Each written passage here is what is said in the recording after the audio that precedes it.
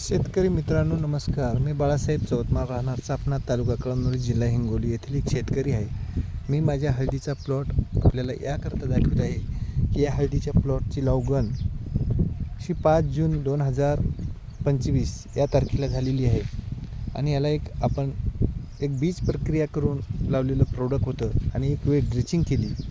तरी आपण बघू शकता हा जो काही ग्रीनरी आहे आणि पानाचा आकार आहे, आपण या प्रकारचं पोझिशन आजच्या 29 जुलै 2025 या तारखेला झालेलं आहे.